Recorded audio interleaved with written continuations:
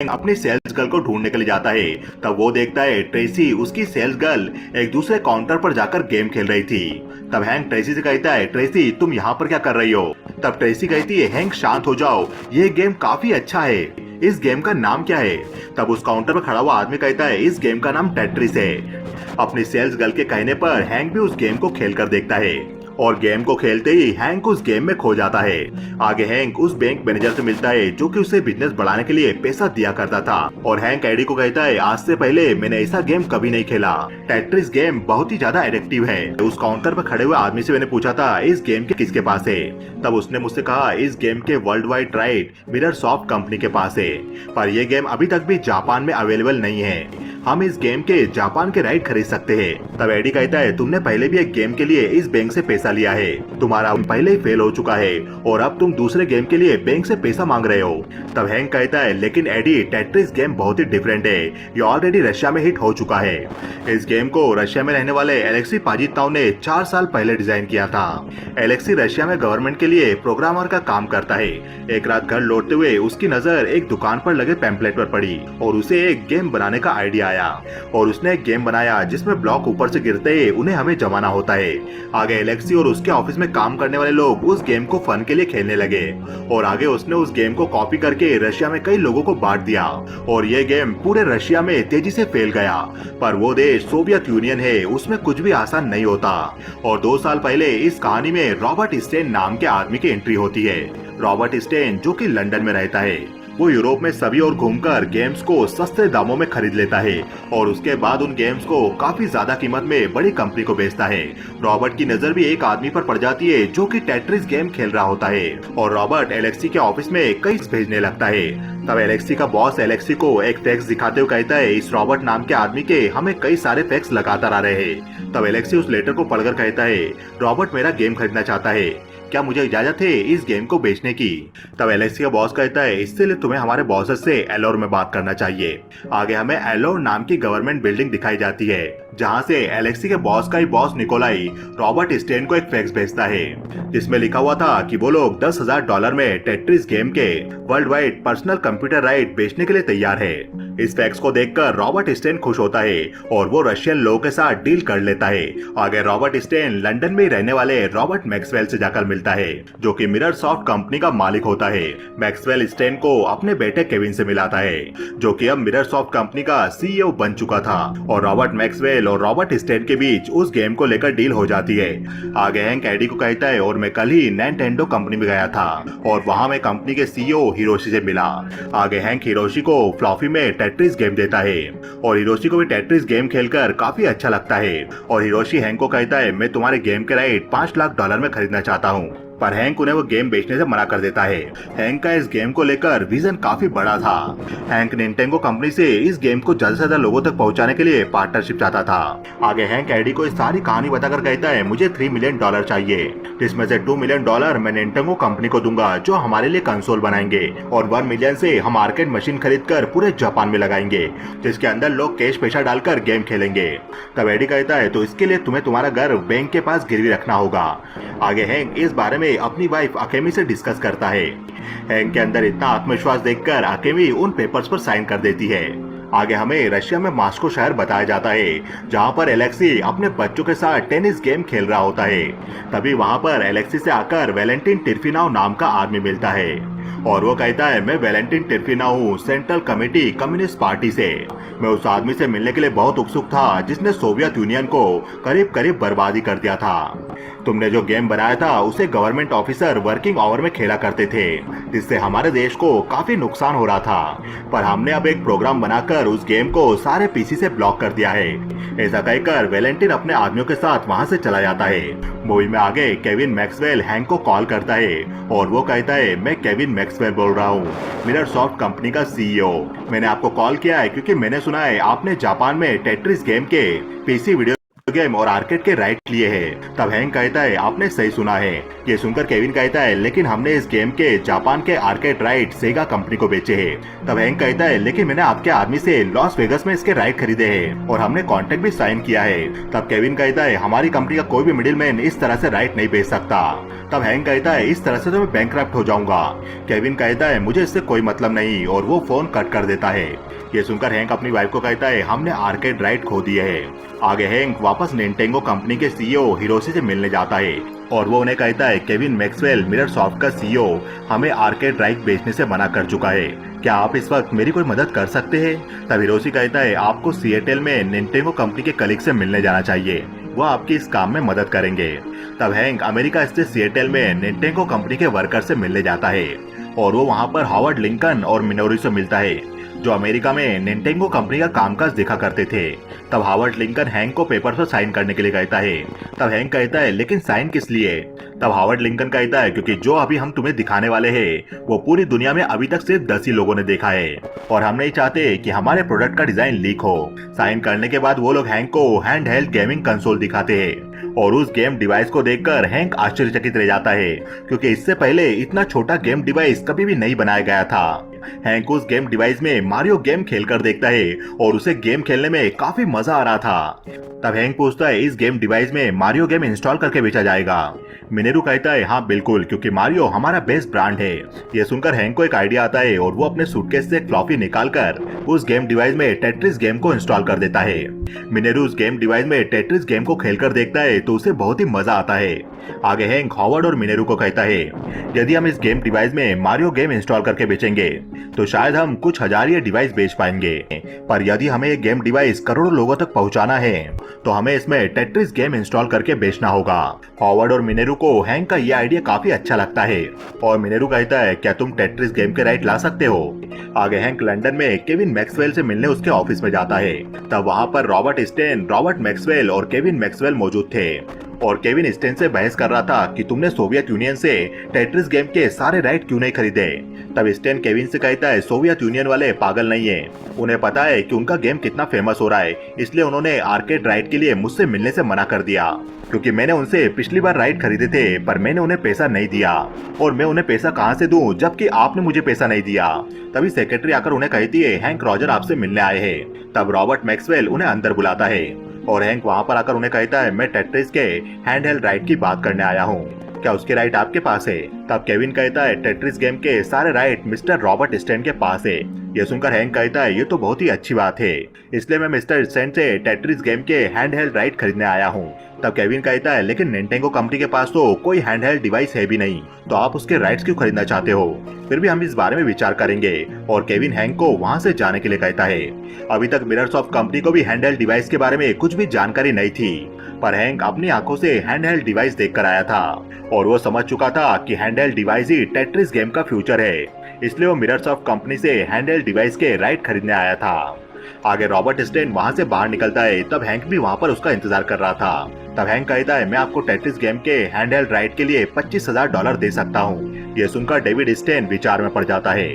आगे हैंक अपने घर में सो रहा होता है, तभी उसे निंटेंगो कंपनी के हेड हॉवर्ड का कॉल आता है और हॉवर्ड उसे कहता है हैंक हमने सुना है कि रॉबर्ट स्टेन ने टेट्रिस गेम के हैंड हेल्ड राइट अटारी कंपनी को $1 लाख में बेच दिए है।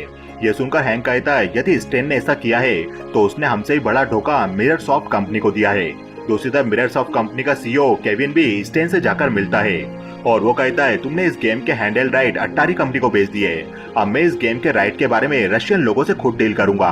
दूसरी तरफ हैंक भी हॉवर्ड को कहता है मैं खुद अब रशिया जाऊंगा और टेट्रिस गेम के राइट खरीदने की कोशिश करूंगा। तब हॉवर्ड कहता है तुम ऐसे उठकर सोवियत यूनियन नहीं जा सकते, इसके लिए बिजनेस वीजा की जरूरत लगती है। तब हैंक कहता है तो मैं टूरिस्ट वीजा पे चला जाऊंगा। तब मिनेरो कहता है फिर तो वो तुम्हें पक्का जेल में डाल देंगे क्योंकि तुम वहाँ पर टूरिस्ट का बोलकर बिजनेस के काम से जा रहे हो, वहाँ पर इस टाइप का झूठ बोलना अलाउ नहीं है। तब हैंक कहता है ये सारा रिस्क मैं ले लूंगा और वो फोन कट कर देता है। आगे हैंक टूरिस्ट वीजा लेकर रशिया पहुंच जाता है। तब वो एयरपोर्ट पर ही देखता है कि 2 गार्ड्स एक फॉरेनर को पकड़कर मारने लगे थे। दूसरी तरफ काउंटर पर खड़ी लेडी हैंक के डिटेल को वहाँ की पुलिस को सौंप देती है।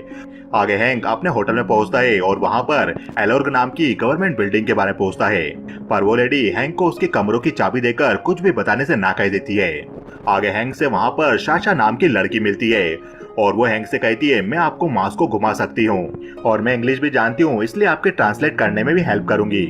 आगे हैंक साशा को हायर कर लेता है और वो लोग माउस को घूमने लगते हैं। तब हैंक कहता है मुझे कहीं पर नहीं जाना, मुझे बस एलोर्ग नाम के गवर्नमेंट ऑफिस में जाना है। आगे साशा हैंक को लेकर एलोर्ग नाम की उस गवर्नमेंट बिल्डिंग तक चली जाती है। तब साशा हैंक से कहती है ये अमेरिका नहीं है, यहाँ पर बिना इनविटेशन के गवर्नमेंट बिल्डिंग में नहीं जा सकते। पर हैंक साशा की बात को नहीं सुनता और बिल्डिंग के अंदर जाकर निकोलाई नाम के आदमी से मिलता है, जो कि उस बिल्डिंग में गवर्नमेंट एम्प्लॉय का हेड था। निकोलाई को इंग्लिश भाषा नहीं समझ आ रही थी। तब हैंक बाहर से साशा को लेकर आता है। आगे हैंक कहता है मैं जापान में टेट्रिस गेम को पब्लिश करना चाहता हूँ। तब निकोलाई कहता है लेकिन हमने अभी तक किसी को भी टेट्रिस वीडियो गेम के राइट नहीं बेचे हैं, हमने सिर्फ टेट्रिस के कंप्यूटर वीडियो गेम राइट्स बेचे हैं। तब निकोलाई हैंक को अगले दिन मिलने का टाइम देता है। हैंक और साशा वहां से जाने लगते हैं। तभी एक बोरिस नाम का पुलिस ऑफिसर हैंक को अपनी गाड़ी में बुलाता है और बोरिस हैंक से कहता है सोवियत यूनियन में किसी भी फॉरेनर को गवर्नमेंट बिल्डिंग में जाना अलाउ नहीं है, इसलिए जितना जल्दी हो सके तुम यहाँ से निकल जाओ, नहीं तो तुम्हारे लिए बहुत ही बुरा होगा। यह सुनकर हैंक समझ जाता है कि यहाँ की पुलिस उस पर नजर रख रही थी। दूसरी तरफ केविन मैक्सवेल भी मॉस्को पहुंच चुका होता है।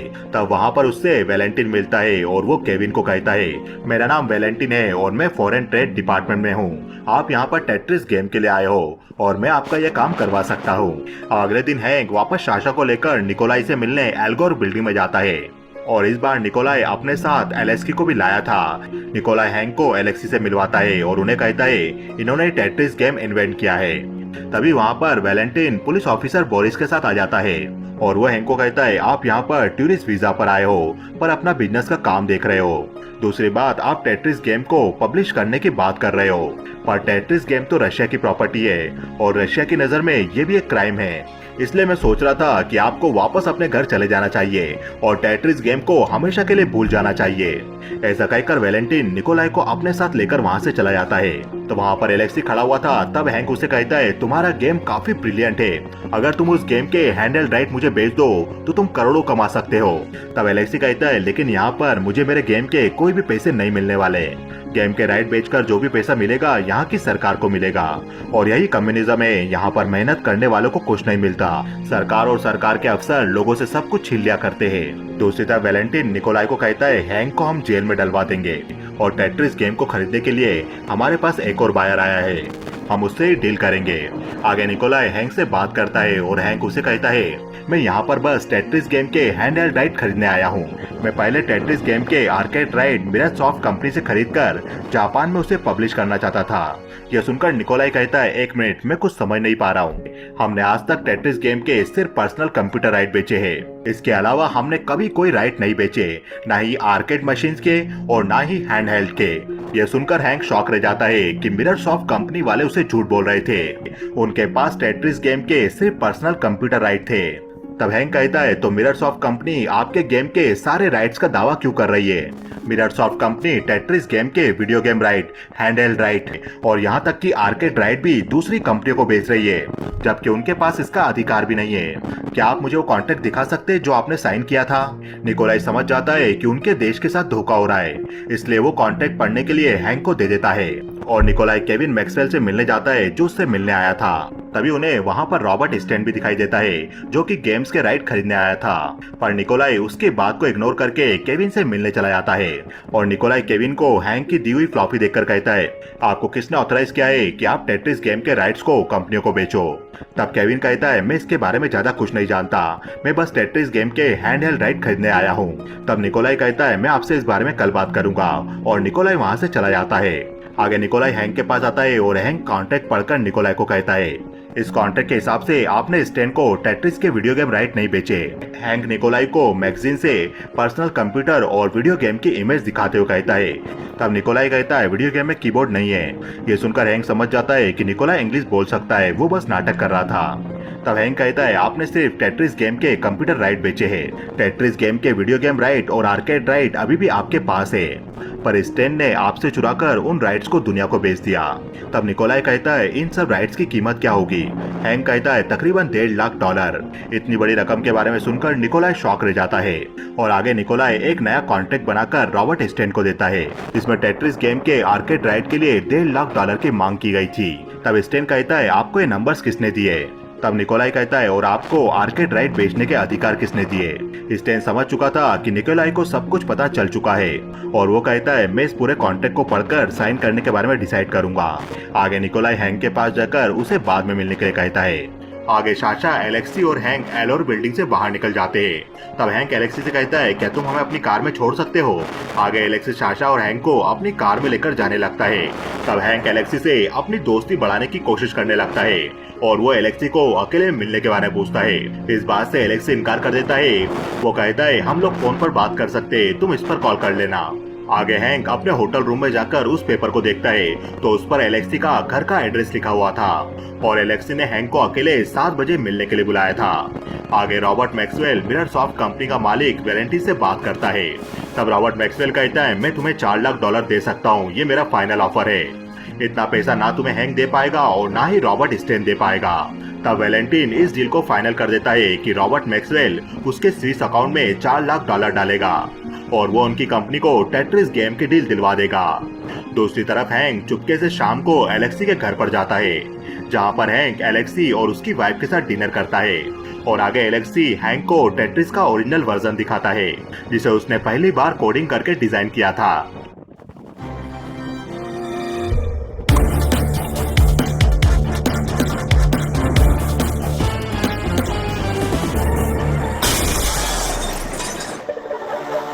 Van Heusen Weddings कोडिंग करके डिजाइन किया था। आगे एलेक्सी और हैंक की दोस्ती हो जाती है और वो लोग एक बार में भी जाते हैं एंजॉय करने के लिए। दूसरी तरफ हैंक के वो फोटो जब वो एलेक्सी के घर पर गया था वो पुलिस इंस्पेक्टर बोरिस के पास पहुंच जाते हैं क्योंकि पुलिस इंस्पेक्टर बोरिस एलेक्सी और हैंक के ऊपर जासूसी करवा रहा था। दूसरी तरफ रशियन एम्बेसी के लोग जापान में हैंक की वाइफ के पास जाकर उसे धमकाते हैं। आगे हैंक वापस अपने होटल रूम पर पहुंचता है, तब बाहर उसे बोरिस मिलता है और पुलिस वाले हैंक को पकड़कर वहीं पर मारने लगते हैं। आगे हैंक होटल रूम में जाता है तो वो देखता है पुलिस ने उसका सारा सामान अस्त व्यस्त कर दिया था। तभी हैंक के रूम में साशा आती है और वो हैंक को देखकर कहती है, भगवान की कृपा है कि तुम बिल्कुल ठीक हो। ऐसा कहकर साशा हैंक को किस करने लगती है पर हैंक उसे रोककर कहता है, मेरी शादी हो चुकी है और मैं ये सब नहीं कर सकता। आगे हैंक अपनी वाइफ को कॉल करता है, तब उसकी वाइफ उसे कहती है, रशियन लोग हमारे घर पर आए थे और वो मुझे धमका कर गए हैं। अब अगले दिन हैंक वापस एलोर्स बिल्डिंग के लिए निकलने लगता है। तभी उसे वहाँ पर रॉबर्ट स्टेन भी दिखाई देता है और वो दोनों एक दूसरे को देखकर जल्दी जल्दी में टैक्सी को बुलवाने लगते हैं। आगे एलोर्स बिल्डिंग में निकोलाई रॉबर्ट स्टेन से मिलता है। तब रॉबर्ट स्टेन कहता है, आपने यहाँ पर हैंक को क्यों बुलाया जबकि मैं ये डील कर रहा हूँ और मैंने आपका एक कॉन्ट्रैक्ट भी पढ़ा, आप मुझे पीसी राइट और आर्केड राइट इतने महंगे में क्यों बेच रहे हो? तब स्टेन उन पेपर पर साइन करके कहता है, ठीक है मैं इसके लिए राजी हो जाता हूँ पर मुझे टेट्रिस गेम के हैंड हेल्ड राइट भी चाहिए, वो आप मुझे कितने में दोगे? तब निकोलाई बिना कोई जवाब दिए वो पेपर लेकर वहां से चला जाता है। आगे निकोलाई हैंक के पास जाता है और हैंक निकोलाई से कहता है, यहाँ पर सब क्या चल रहा है? कल मुझे यहाँ के पुलिस ऑफिसर ने पीटा, मेरे होटल रूम की तलाशी ली और रशियन लोगों ने मेरी वाइफ को जापान में भी जाकर धमकाया और दूसरी तरफ आपने यहाँ पर रॉबर्ट स्टेन को बुलाया है डील करने के लिए। और हैंक निकोलाई से कहता है, मैं आपको $25,000 दूंगा यदि आपने टेट्रिस गेम के हैंड हेल्ड राइट मुझे बेचे तो, और 25 सेंट गेम के हर यूनिट को बेचने पर रॉयल्टी दूंगा। इससे जब तक ये गेम दुनिया में बेचा जाएगा तब तक आपके पास पैसा आता रहेगा। तब निकोलाई कहता है, तुम्हें क्या लगता है तुम पूरी दुनिया में कितने गेम बेच सकते हो? तब हैंक कहता है, जानकारों को सोचना है हम 1 मिलियन गेम बेच सकते हैं पर मुझे पूरा कॉन्फिडेंस है कि हम लोग 20 विनियल यूनिट बेच सकते हैं। इसका मतलब है इस गेम के हैंडल राइट मुझे बेचकर आपको पूरे $50 लाख मिलेंगे और इससे अच्छा ऑफर आपको कोई नहीं दे सकता।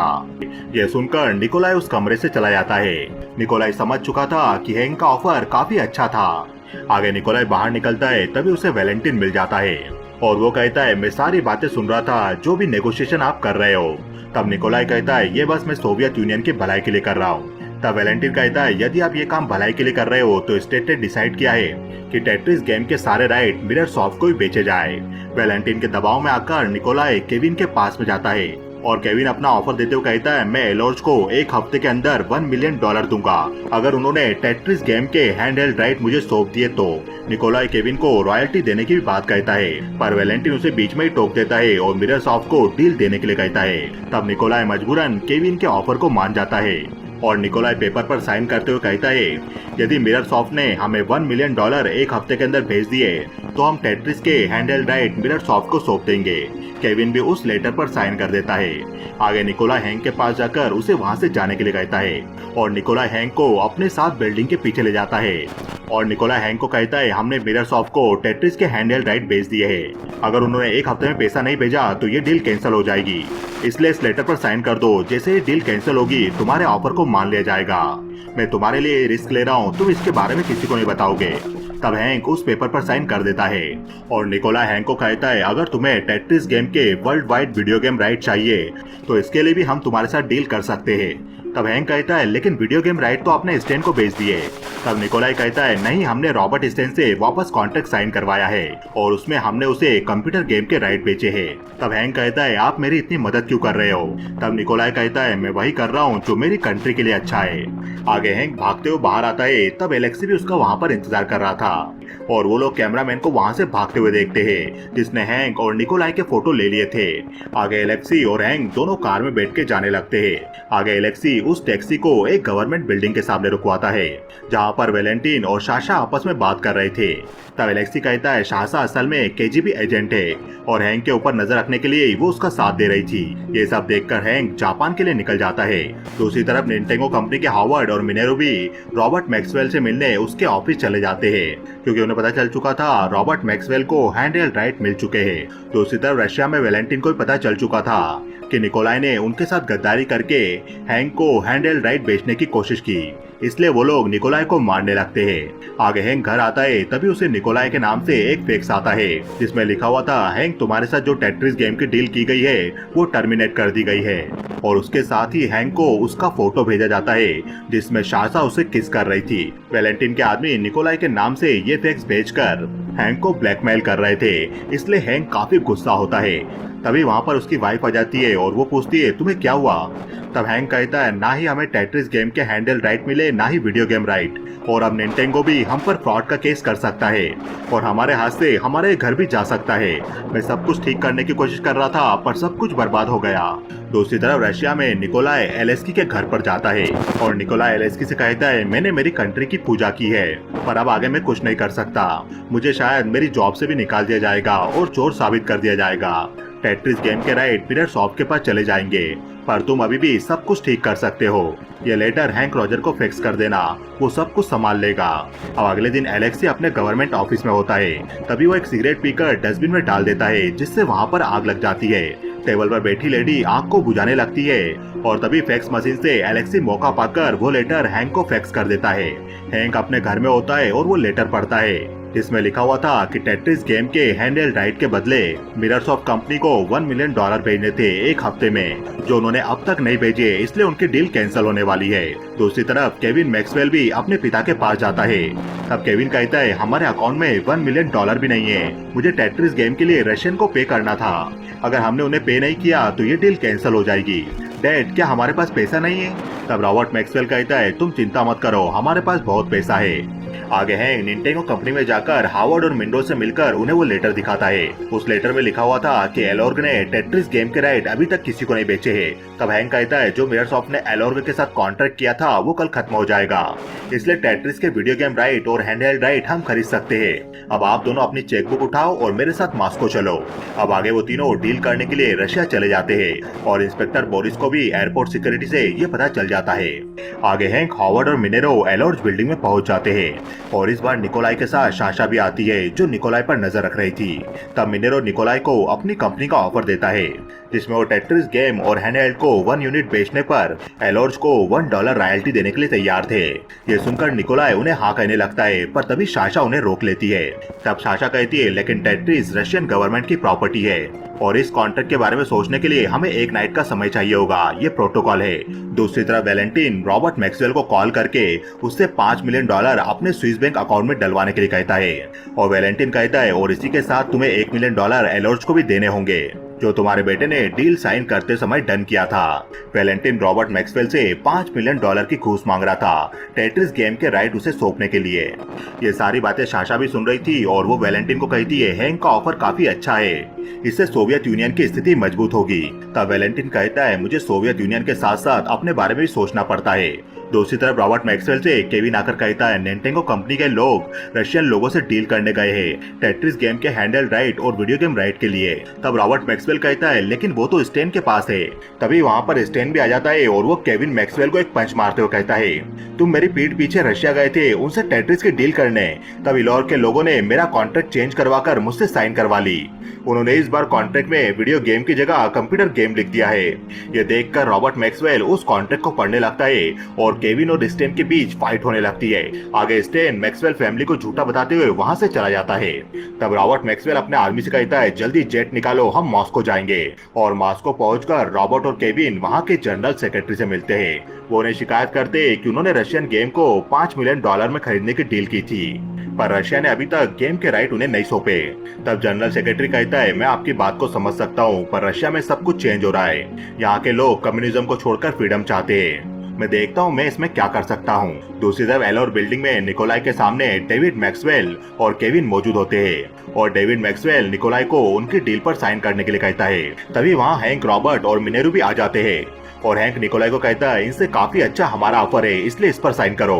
तब निकोलाई डेविड मैक्सवेल को कहता है आपको $1 मिलियन जमा करवाने थे पर आपने नहीं करवाए, इसलिए आपका कॉन्ट्रैक्ट कैंसिल हो चुका है।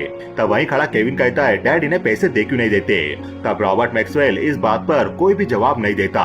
तब हैंक कहता है तो तुम्हारे पास पैसा नहीं बचा इसलिए तुम रॉयल्टी नहीं देना चाहते हो। ये सुनकर हॉवर्ड कहता है तो आप बैंकरप्ट हो चुके हो।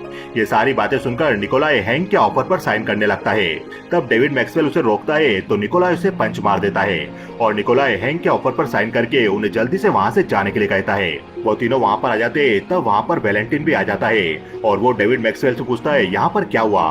तब वहीं खड़ा निकोलाई कहता है इनके पास पैसा नहीं है, ये बैंकरप्ट हो चुके हैं, इसलिए मुझे वो कॉन्ट्रैक्ट हैंक को देना पड़ा। तब वैलेंटिन मैक्सवेल से कहता है और मेरे पैसों का क्या हुआ। तब मैक्सवेल कहता है वो कॉन्ट्रैक्ट मुझे दिलवा दो और मैं तुम्हें दुगना पैसा दूंगा। तब वैलेंटिन कहता है मुझे टेट्रिस में 50% पार्टनरशिप चाहिए। मैक्सवेल हाँ कह देता है और वैलेंटिन हैंक और उसके लोगों को पकड़ने के लिए निकल जाता है। तब साशा भी ये सब देख रही थी कि वैलेंटिन अपने फायदे के लिए देश को धोखा दे रहा है। हैंक, हावर्ड और मिनेरो वहाँ से भागने लगते हैं। तभी वैलेंटिन के आदमी उन्हें रोक लेते हैं, पर तभी वहाँ पर एलेक्सी गाड़ी लेकर आ जाता है। तब वो तीनों गाड़ी में बैठकर वहाँ से भाग जाते हैं। तब दूसरी तरफ साशा भी जनरल सेक्रेटरी के पास जाती है और उनके आदमियों को वैलेंटिन की करतूत बताती है कि वैलेंटिन करप्शन करके वो गेम किसी और को बेचना चाहता है।